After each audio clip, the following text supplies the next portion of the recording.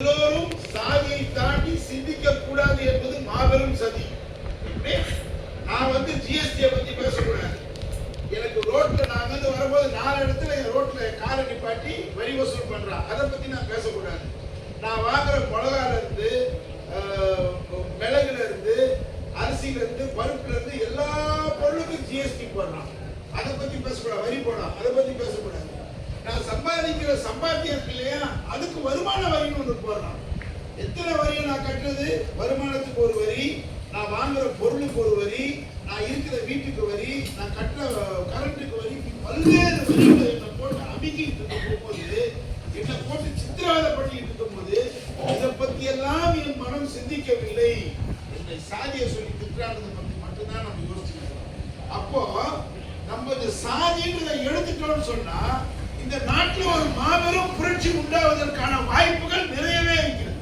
அப்ப இந்த சாதி என்றது போகக்கூடாதுன்னு சொல்லிட்டு பல பேர் நினைக்கிறோம். எப்படி சாதி மாறவே கூடாது. இன்னைக்கு பாருங்க, ஒரு காலத்துல கிருஷ்ண ஜெயந்தின்னு ஒன்று கொண்டாடுவாங்க இல்லையா, அது எங்கேயாச்சும் வீட்டுக்கு சும்மா கிருஷ்ணன் நடந்து போற மாதிரி காலம் போட்டு வீட்டுக்குள்ள தான் கொண்டாடுவாங்க.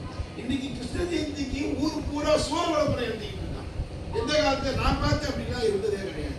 இது மாதிரி பல்வேறு விஷயங்கள் சாதிய சங்கங்களையும் சாதிய தலைவர்களையும் ஒரு கூட்டம் உருவாக்கி கொண்டிருக்கிறது.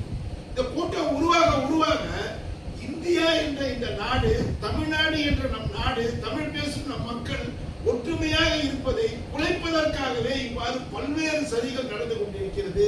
இந்த சதிகளை நன்கு உணர்ந்த எல்லோரும் ஒரு விஷயத்தை தெளிவாக புரிந்து கொள்கிறார்கள். தமிழ் சமூகம் ஒற்றுமையாக இருக்க வேண்டியது மிக அவசியம்.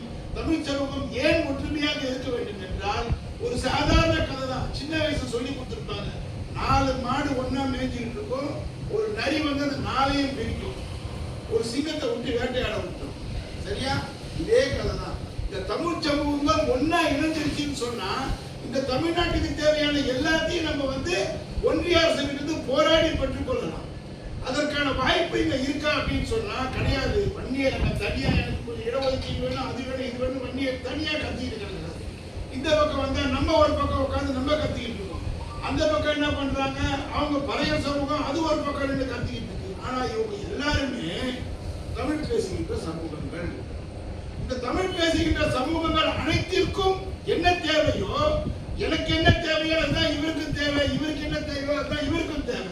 நம்ம 3 பேரும் ஒன்னா சேர்ந்து நின்று குரல் கொடுக்கலாம், போராடலாம் அப்படின்னு சொன்னா அங்கதான் ஜாதி இந்த சாதியை உள்ள திணிச்சு நம்மளை ஒன்றுமே ஆக விடாம, நம்மளை ஒண்ணு சேர விடாம, நம்ம எதுக்காகவும் ஒன்று சேர்ந்து போராட விடாமல் நம்மை தடுத்து கொண்டே இருக்கிறார்கள்.